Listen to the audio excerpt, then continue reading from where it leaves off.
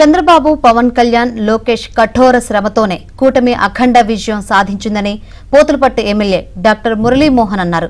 Journalist వృత్తిలో తనకు SC reserved స్థానం నుంచి టీడీపీ అభ్యర్థిగా చంద్రబాబు అవకాశం కల్పించారని తెలిపారు. 2009 నియోజకవర్గాల పునర్విభజన తర్వాత పూతలపట్టులో టీడీపీ గెలవలేదని, కానీ ఈ ఎన్నికల్లో భారీ మెజార్టీతో గెలిచిందని తెలిపారు. కూటమి నాయకుల సమిష్ట కృషి వల్లే విజయం సాధించామని అంటున్న మురళీమోహన్తో మా ప్రతినిధి Manohar Reddy face to face.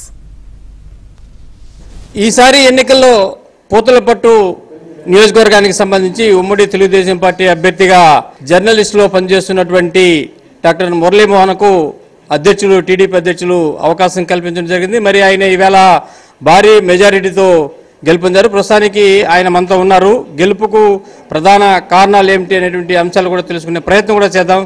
Sir చెప్పండి, ఏంటి ఈసారి ఎట్లా మీ గెలుపుకు ప్రధాన కారణం ఏంటంటారు?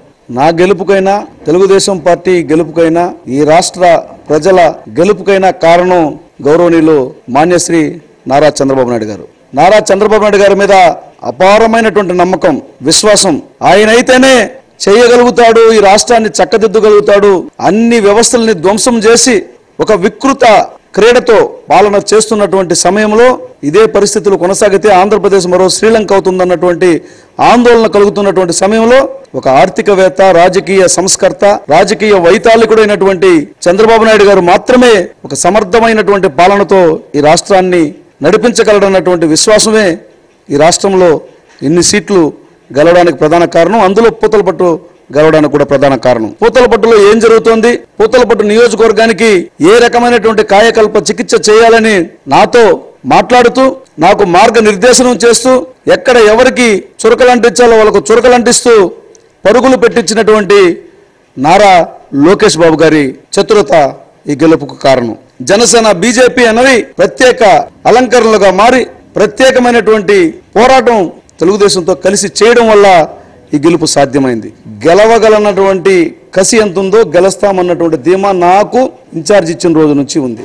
అర్జునుడిలాగానే పోవాలా, అర్జునుడిలాగానే రావాలా, పద్మవ్యూహం రాజకీయాల్లోకి వెళ్తున్నావు, రెండు తెలుసుకున్నామని అన్నాడు మా తమ్ముడు. రెండు తెలుసుకున్నాను తమ్ముడు అని దిగా అర్జునుడిలాగానే బయట వచ్చాం. మరి అర్జునుడు నడిపించింది ఎవరు? ఆ రోజు శ్రీకృష్ణుడు. నన్ను నడిపించింది ఎవరు? నారా లోకేష్ బాబు గారు, చంద్రబాబు నాయుడు గారు. రాజకీయాలు ఏ ఒక్కరి సొంతమో కాదు. రాజకీయాలంటే ప్రజల పట్ల గౌరవం ఉండాలి, ప్రజల పట్ల బాధ్యత ఉండాలి, ప్రజల కోసం పనిచేసే తత్వం ఉండాలి. వాడిని రాజకీయ నాయకుడిని చేయాలన్నది తెలుగుదేశం పార్టీ ఆకాంక్ష.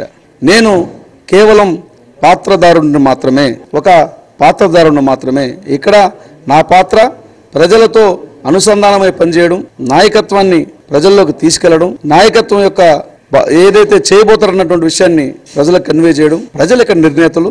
ఎప్పటికీ నేను ప్రజలకు విధేయుడిగా ఉంటా. ఫీల్డ్ లెవెల్లో పనిచేసినటువంటి జర్నలిస్ట్ కష్టాలను నేను తెలిసిన వ్యక్తిగా నేనైతే వీలైతే చెప్పి, అవసరమైతే ఈ సమస్య పరిష్కారానికి చంద్రబాబు నాయుడు గారికి కానీ, లోకేష్ బాబు గారికి కానీ దీంట్లో ఉన్నటువంటి లోతుపాతుల్ని, వాస్తవాలని చెప్పడానికి ఖచ్చితంగా ప్రయత్నం చేస్తాం.